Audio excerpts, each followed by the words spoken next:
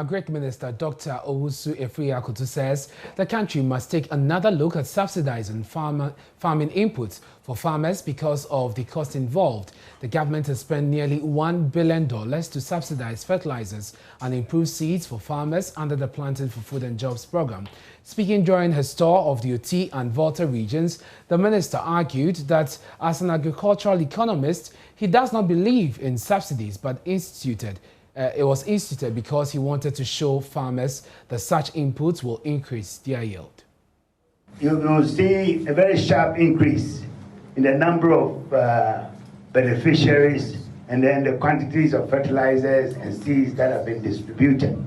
And that's reflected in the production. He didn't give us the data on the production of the main crops, but if it's there, you will see the yields as he indicated. We had 6 tons per metric ton in GACO. Before this program started, it was barely 2 tons per hectare. So it means that we've gone up 3 times. And these are the kinds of things that we should be showcasing to praise the farmers of Volta, that in spite of all the negative propaganda which started at the beginning of Planting for Food and Jobs, now they've come to the realization that it is beneficial to them. We don't produce fertilizer in Ghana. The places that produce fertilizer in Europe and in America have been badly hit by the COVID because of the close downs and so on. In England, Yara, which is one of the biggest fertilizer companies in the world, is shutting down factories. In Europe, the others are shutting down factories.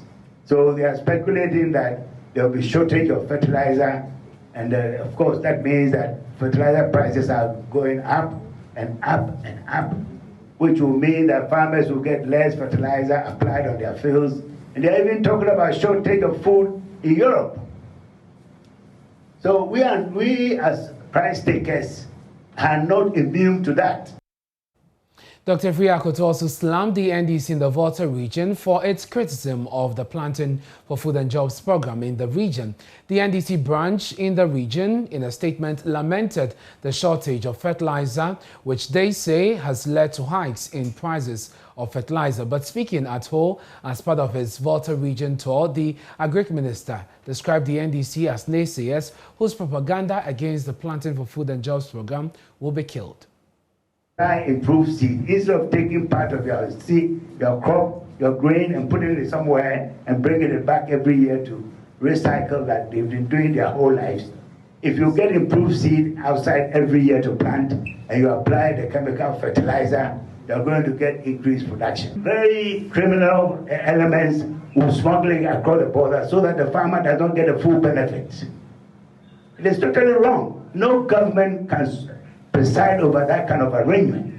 This is why we excluded some of these districts from trading. And then not only in Volta region here, all the way. There are 14 or 15 districts, 21 districts that for 2 years we have banned distribution of fertilizer because they're smuggling the thing away.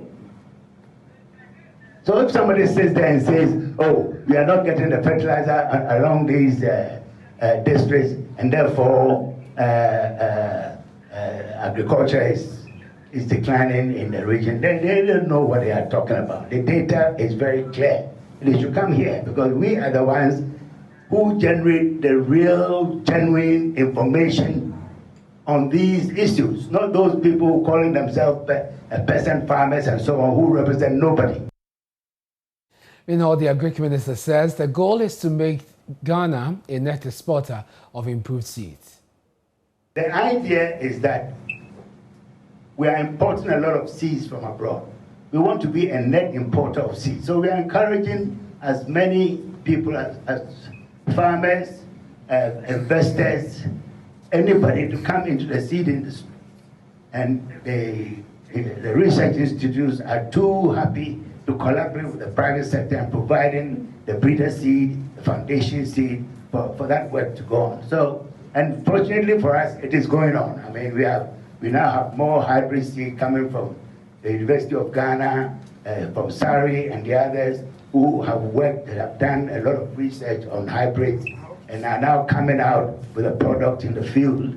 And I'm sure that in the next 2-3 years, we should be able to start exporting our own brand of seeds.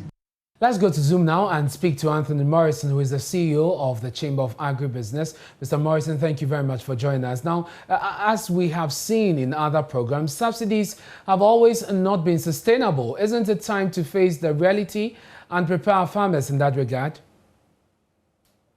Thank you very much, and a very good evening to your viewers. Yes, I think the Chamber of Agribusiness and many other stakeholders have for some time now been calling for some innovative measures within the subsidy industry. Let me say that there are positives or advantages and disadvantages running subsidies, especially within the agriculture sector. For instance, you may want to look at how costly it will be to the taxpayer, then how the harm it will cause to the economy, because it doesn't bring innovation to the farmers. Farmers are unable to diversify their land use for other economic ventures, and also some actions that could be taken on a more competitive and comparative advantages that the economy will behold. But on the same score, there is an enabling environment which is required for subsidies to thrive. As we speak, I'm sorry, the minister is calling for some subsidies removal. Does it also imply that the farmers are able to buy fertilizers and seeds at the current high cost? We are seeing currently on the international market, he himself has stated adequately that Yara International has closed down some of their shops. We've monitored issues in London where food prices are going up as a result of fertilizer prices. We've monitored Russia. Urea have gone up tremendously, and some other parts of China where we have been notified that the Chinese government have asked factories in China to reduce production. So when you reduce production at the major factories, that implies that the cost of this product will go up on the international market. Mr. Morrison, do I hear you say that indeed the idea of subsidizing fertilizers or farm inputs generally is something you agree with, except that this is not the right time to go ahead with such a policy? We do not entirely agree with subsidies. Subsidies do not develop an economy. Subsidies have to be very innovative. But let's look at why subsidies are even introduced at all. Okay, subsidies play a large role in enabling higher supply at lower prices within specific time. And this is the critical time because consumers grant the economic hardships and they are buying food. As we speak now, 50 kg of maize, which used to sell at 68 Ghana cedis, is now being sold at 150 Ghana cedis. And the consumers can all attest to it. We have seen how the ball of Kenke and Banku and all keep shrinking, and the prices going up. We used to sell at 2 cedis, now it's 3 cedis, and across other marketplaces, even your cocoa that you buy.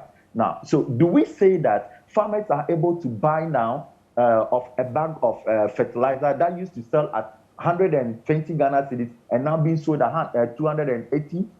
Okay, so if farmers are rich and able to do so, so be it. But we think that at this critical time, when we're talking about food crisis, food shortages across the country, we're talking about how farmers were not able to access fertilizer and therefore have reduced their farm acreage. So what we are expecting in terms of the total production output across the grains and cereals, across the horticulture, are critical for the sustainability of this economy. So we can't at this point be talking about complete removal. You have to be looking at a strategic system where you implement some withdrawal symptoms, okay? So you introduce some structures that will make, and the farmers ought to be well informed that in the next 2 to 3 years, this is the government strategy.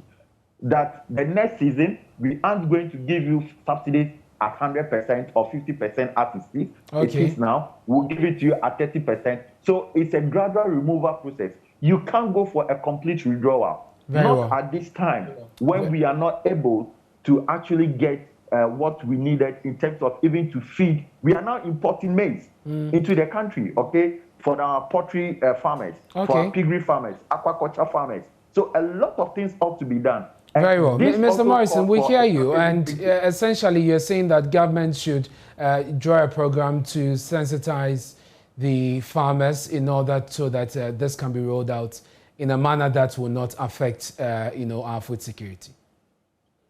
Certainly.